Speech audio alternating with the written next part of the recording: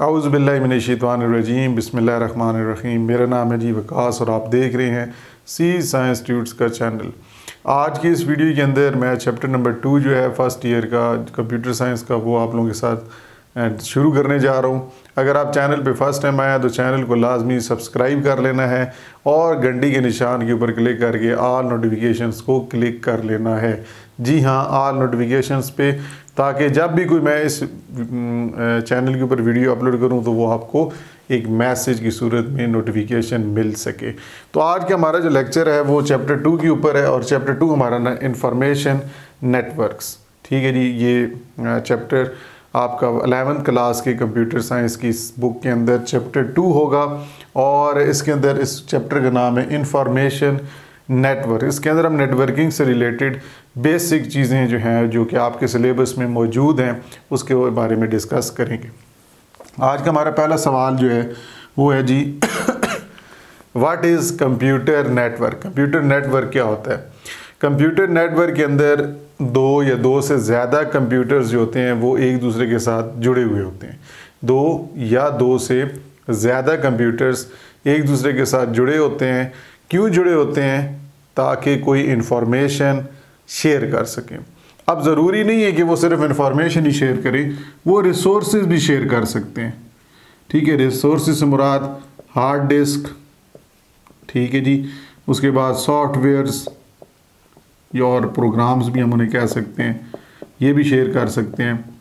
ठीक है जी, तो रिसोर्सेज भी शेयर कर सकते हैं। ठीक है, कंप्यूटर्स जो हैं एक नेटवर्क के अंदर रहते हुए आप कह सकते हैं दो या दो से ज़्यादा कंप्यूटर्स एक दूसरे के साथ जुड़े होते हैं। क्यों जुड़े होते हैं? फॉर शेयरिंग इंफॉर्मेशन और रिसोर्सेज। ठीक है जी, अब रिसोर्सेज मैंने बता दी, हार्ड डिस्क भी हो सकती है, हार्डवेयर डिवाइसेस कोई हो सकती हैं या कोई सॉफ्टवेयर्स भी हो सकते हैं, कोई फाइल शेयर कर सकते हैं। ठीक है जी, कंप्यूटर नेटवर्क जो होता है ये बेसिकली दूर दराज तक कंप्यूटर जो होते हैं वो ये स्प्रेड होते हैं, करीब भी हो सकते हैं, जिनका डिस्टेंस बहुत ज़्यादा दूर भी हो सकता है, जो कि एक दूसरे के साथ जुड़े होते हैं। अब सवाल यहाँ पे ये उठता है कि how computers are connected with one another. इसका बेसिक जवाब ये है कि simple telecommunication media, telecommunication channel या कम्युनिकेशन मीडिया, कम्युनिकेशन मीडियम के थ्रू ये कंप्यूटर्स एक दूसरे के साथ जुड़े हुए होते हैं। और कम्युनिकेशन मीडियम्स दो हिस्सों में आता है। एक कम्युनिकेशन मीडियम आप कह सकते हैं वायर्स और एक कम्युनिकेशन मीडियम थ्रू सिग्नल्स। ठीक है जी, जिसमें रेडियो वेव्स हो गई, ठीक, सैटेलाइट के थ्रू हो गई, या आप कह सकते हैं मोबाइल कम्युनिकेशन इस तरह होगी। तो यहाँ पर कम्युनिकेशन मीडियम की मदद से, कम्युनिकेशन मीडिया की मदद से ये कंप्यूटर्स आपस में कनेक्टेड होते हैं और ये कम्युनिकेशन मीडिया वायर्स भी हो सकती हैं, साथ साथ सिग्नल्स की फॉर्म में भी डाटा एक कंप्यूटर से दूसरे कंप्यूटर पे जा सकता है।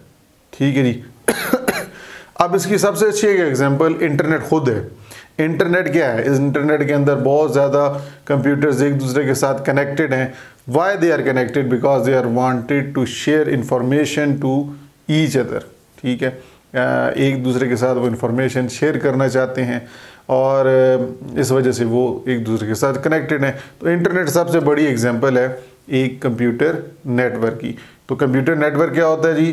Computer network is a connection of two और more computers that are connected to share information and resources. ठीक है जी, अगले सवाल की तरफ चलते हैं। अगला सवाल हमारा जो है वो है जी बेनिफिट्स ऑफ कंप्यूटर नेटवर्क। ठीक है, हमें ये पता चल गया जी कंप्यूटर नेटवर्क क्या होता है, लेकिन जहाँ पे एक सवाल आता है कि कंप्यूटर नेटवर्क का हमें क्या फ़ायदा होगा, what are the benefits of using computer network. सबसे पहला फ़ायदा कि हम कंप्यूटर को जब कंप्यूटर नेटवर्क को यूज़ करते हैं तो उससे हम डाटा शेयर कर सकते हैं, इंफॉर्मेशन एक दूसरे के साथ शेयर कर सकते हैं। दूसरा फ़ायदा, हम कोई भी hardware device like printers, scanners, हम मुख्तलिफ एक कंप्यूटर्स को आपस में कनेक्ट करके उनको शेयर करा सकते हैं, वो प्रिंटर या वो scanner with different devices in a network. तो ये नेटवर्क की मदद से ही ये सहूलत हमें मुयसर होती है। तीसरा जो नेटवर्क का फ़ायदा है कि अगर हम कम्युनिकेशन करना चाहें, दूर दराज के जो लोग हैं हमारे से बहुत दूर हैं, जिस तरह बहुत से लोगों के पेरेंट्स जो हैं, वालिद जो हैं या भाई हैं तो वो बाहर मुल्क जॉब कर रहे हैं और वो एक दूसरे के साथ आपने कम्युनिकेशन करनी हो, तो वहाँ पे कंप्यूटर नेटवर्क्स आपकी बहुत बड़ी हेल्प करता है कि आप अपने रिलेटिव्स के साथ कम्युनिकेशन कर सकते हैं। चाहे आप पाकिस्तान में हैं और वो अब्रॉड किसी दूसरी कंट्री में हैं, तो आप आसानी से कंप्यूटर नेटवर्क की मदद से कम्युनिकेशन कर सकते हैं। लेकिन उसके लिए मुख्तलिफ डिवाइसेस, मुख्तलिफ सोर्सेज हैं, लाइक मोबाइल फ़ोन हो गया, लैपटॉप हो गया, डेस्कटॉप हो गया वगैरह, लेकिन सारे के सारे फिर भी नेटवर्क की मदद से ही जुड़े हुए हैं। फिर इसके बाद अगर आपने ईमेल मैसेज किसी को भेजना हो, ईमेल के ऊपर कोई डॉक्यूमेंट आपने भेजना हो, तो वहाँ पे भी कंप्यूटर नेटवर्क बहुत ज़्यादा एक अहम किरदार अदा करते हैं, जिसकी मदद से आप एक जगह से दूसरी जगह ईमेल ट्रांसफ़र कर सकते हैं, सेंड या रिसीव कर सकते हैं। तो ये थे कुछ benefits of using computer network. ठीक है जी। उसके बाद हम पढ़ने जा रहे हैं जी अगला सवाल जो है हमारा, what is client and server computer. ये आपने बड़ा सुना होगा कि क्लाइंट कंप्यूटर्स होता है, एक सर्वर कंप्यूटर होता है। सर्वर का तो बहुत से लोगों को पता भी होगा। क्लाइंट कंप्यूटर जो होता है और सर्वर कंप्यूटर, इसके अंदर सबसे मेजर जो डिफरेंस है वो ये है कि क्लाइंट कंप्यूटर एक लेस पावरफुल कंप्यूटर कहलाया जाता है, जबकि सर्वर जो है ये मोर पावरफुल कंप्यूटर है। क्योंकि सर्वर जो होता है वो उसके अंदर एक सबसे बेनिफिट ये है सर्वर का कि सर्वर के अंदर प्रोसेसिंग ज़्यादा होती है, प्रोसेसिंग पावर ज़्यादा है उसकी। ठीक है जी, बिकॉज प्रोसेसिंग सबसे ज़्यादा सर्वर ही परफॉर्म करता है, इसलिए उसके अंदर प्रोसेसर ज़्यादा लगे होते हैं। इसी तरह उसके अंदर रैम ज़्यादा हो सकती है, इसी तरह उसके अंदर उसकी इंटरनल कैश मेमोरी ज़्यादा हो सकती है, उसकी स्टोरेज कैपेसिटी, हार्ड डिस्क उसकी ज़्यादा हो सकती है। क्यों? और ये कंप्यूटर्स जो होते हैं सर्वर्स, ये 24 आवर्स कनेक्टेड होते हैं इंटरनेट के साथ, जो क्योंकि इंटरनेट के यूज़र्स को ये डिफरेंट इंफॉर्मेशन प्रोवाइड कर रहे होते हैं। जिस तरह गूगल हो गया, फेसबुक हो गया, बड़ी बड़ी जो कंपनीज़ हैं इनके अपने सर्वर्स हैं और ये सर्वर्स के ऊपर 24 आवर्स आपको सर्विसेज दे रहे होते हैं। कभी आपने ये तो नहीं सुना कि जी पाकिस्तान के अंदर रात को 12 बजे फेसबुक बंद हो गई है जी और सुबह खुलेगी, फिर इस तरह नहीं होता, क्योंकि 24 आवर्स वो सर्वर चल रहे होते हैं। तो server is a powerful computer और क्लाइंट कंप्यूटर जो होता है ये लेस पावरफुल होता है। इसके अंदर ये जो मैंने आपको सारी चीज़ें सर्वर में बताई हैं कि ये चीज़ें होती हैं, इसका मुतबादल अगर हम क्लाइंट की बात करें तो क्लाइंट के अंदर ये चीज़ें कम होती हैं लेकिन कम होती हैं, कम स्टोरेज कैपेसिटी होती है और आप कह सकते हैं रैम कम होती है, प्रोसेसर्स इतने ज़्यादा हैवी नहीं लगे होते। ठीक है जी। तो ये क्लाइंट और सर्वर कंप्यूटर। अब क्लाइंट कंप्यूटर का काम क्या होता है, क्लाइंट एक रिक्वेस्ट भेजता है सर्वर को और सर्वर के पास वो सारी इंफॉर्मेशन अगर मौजूद है तो वो क्लाइंट को रिक्वेस्ट प्रोवाइड कर देता है। सर्वर का बेनिफिट ये है कि server most of the process जो होता है वो सर्वर परफॉर्म कर रहा होता है, इसलिए सबसे बड़ा फ़ायदा ये है कि इसके ऊपर सिक्योरिटी आपकी बेहतर रहती है। आपका डाटा जो है कोई भी इल्लीगल तरीके से एक्सेस नहीं कर सकता और आप ये कह सकते हैं कि नेटवर्क ट्रैफिक जो होती है उसको मैनेज करने के लिए बहुत बेहतर तरह से सर्वर कंट्रोल करता है कि अगर मल्टीपल लोग हैं रिक्वेस्ट कर रहे हैं तो किसको कब कौन सा डाटा प्रोवाइड करना है, तो ये सर्वर खुद हैंडल कर लेता है। तो नेटवर्क ट्रैफिक को भी मैनेज सर्वर खुद कर लेता है। लेकिन सर्वर थोड़े से कॉस्टली होते हैं एज़ कम्पेयर टू क्लाइंट्स। वो बता दिए क्यों कॉस्टली होते हैं, क्योंकि कुछ पॉइंट्स हैं जिसकी वजह से वो कंप्यूटर्स क्लाइंट्स कंप्यूटर से महंगे हैं। मिसाल के तौर पे स्टोरेज कैपेसिटी और आप कह सकते हैं प्रोसेसर्स। ठीक है जी।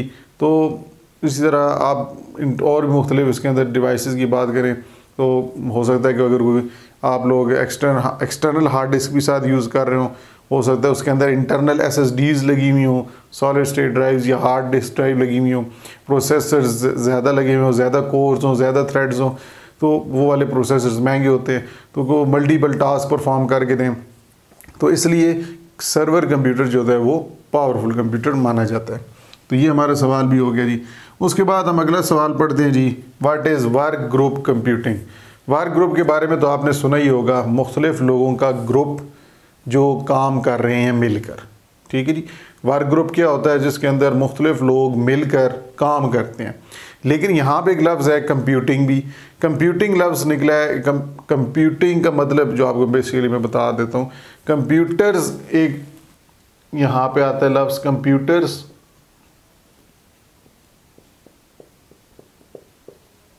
और एक आता है कंप्यूटिंग। कंप्यूटिंग ये होता है कि कोई भी टास्क आपने परफॉर्म किया हो कंप्यूटर्स की मदद से। Any task that can be performed with the help of computer device, this process is known edge computing या कैलकुलेशंस। ठीक है, कंप्यूटर्स बेसिकली कैलकुलेशंस परफॉर्म करने के लिए हैं। ये मैंने आपको पहले भी बताया था कि कंप्यूटर का लफ्ज़ जो है वो कंप्यूट से निकला है। ठीक है जी, अगर ER हटा दे तो ये लफ्ज़ बन जाता है कंप्यूट। कंप्यूट का मतलब क्या होता है? कैलकुलेट। तो कैलकुलेशंस परफॉर्म करने के लिए ये डिवाइस बनाई गई है। लेकिन मैं बात यहाँ पे कंप्यूटिंग करने जा रहा हूँ क्योंकि ये बहुत छोटी छोटी चीज़ें हैं लेकिन एक दूसरे के साथ जुड़ी हुई हैं। कंप्यूटिंग क्या होता है? Any task that can be performed using computers. अगर आप कोई कंप्यूटर्स की मदद से टास्क परफॉर्म करते हैं उस प्रोसेस को कहते हैं कंप्यूटिंग। तो अब इस पे आ जाते हैं कि वर्क ग्रुप कंप्यूटिंग क्या होता है। वर्क ग्रुप कंप्यूटिंग के अंदर भी मुख्तलिफ लोग एक दूसरे के साथ मिल के काम करते हैं, लेकिन अवर ए नेटवर्क, कंप्यूटर्स का इस्तेमाल करके अवर ए नेटवर्क एक दूसरे के साथ वो कनेक्टेड होते हैं और एक दूसरे के साथ इंफॉर्मेशन शेयर कर रहे होते हैं। सिंपल वर्क ग्रुप जो होता है उसके अंदर ज़रूरी नहीं है कि आप वो कंप्यूटर्स के साथ कनेक्टेड हैं या नेटवर्क के साथ कनेक्टेड हैं या नहीं, लेकिन जब वर्क ग्रुप कंप्यूटिंग की बात करते हैं तो वर्क ग्रुप कंप्यूटिंग के अंदर वो लोग जो वर्क ग्रुप उन्होंने बनाया हुआ है वो हो सकता है कि एक दूसरे के साथ जुड़े हुए हों with the help of network, और उस नेटवर्क के अंदर वो कंप्यूटर्स की मदद से एक दूसरे के साथ टास्क परफॉर्म कर रहे हों।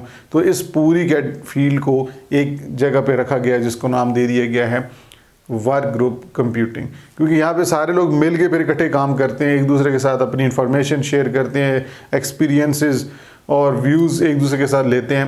तो इसलिए इसको एक और नाम भी दिया गया है जिसे कहते हैं कोलैबोरेटिव कंप्यूटिंग। Collaborative computing.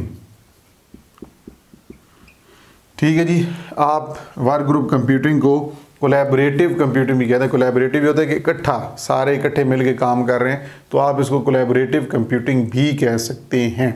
ठीक है जी, और इसके अंदर ये आप अगर बात करना चाहिए कि ये जो वर्क ग्रुप कंप्यूटिंग फील्ड है ये मोस्टली किस जगह पे यूज़ होती है, तो आप कह सकते हैं कि रिसर्च इंस्टीट्यूट जो तहकीकाती इदारे होते हैं, रिसर्च करते हैं, रिसर्च इंस्टीट्यूट वो, और या कोई डेवलपमेंट हो रही है, कोई सॉफ्टवेयर डेवलपमेंट हो रही है, कोई किसी और फील्ड में कोई डेवलपमेंट हो रही है, तो उस जगह पे ये वर्क ग्रुप कंप्यूटिंग बहुत ज़्यादा एक अहम किरदार अदा करती है, क्योंकि इसके अंदर फिर लोग सारे मिलकर एक दूसरे के साथ टास्क परफॉर्म करते हैं जिसकी वजह से वो टास्क जल्दी कंप्लीट हो सकता है। ओवर द नेटवर्क, वो नेटवर्क की मदद से जुड़े हो सकते हैं। वो ज़रूरी नहीं कि वो वर्क ग्रुप के अंदर वो जो लोग मिल के काम करें वो एक ही जगह पे हों, मल्टीपल डिस्टेंट प्लेसेस पे भी हो सकते हैं, लेकिन वो एक दूसरे के साथ अपना काम शेयर कर सकते हैं उस ग्रुप के अंदर with the help of computers on a network.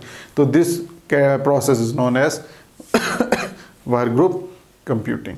तो आज के लेक्चर के अंदर हमने कंप्यूटर नेटवर्क के बारे में पढ़ा कि कंप्यूटर नेटवर्क क्या होता है, फिर उसके बाद हमने कंप्यूटर नेटवर्क के बेनिफिट्स पढ़े, और उसके बाद हमने क्लाइंट और सर्वर कंप्यूटर के दरमियान डिफरेंस देखा कि क्लाइंट कंप्यूटर को उसके कितने बेनिफिट्स हैं या उसका क्या काम है, या सर्वर के क्या बेनिफिट्स हैं, या सर्वर क्या काम करता है, और इन दोनों में से पावरफुल कंप्यूटर कौन सा है वो भी मैंने आपको बताया।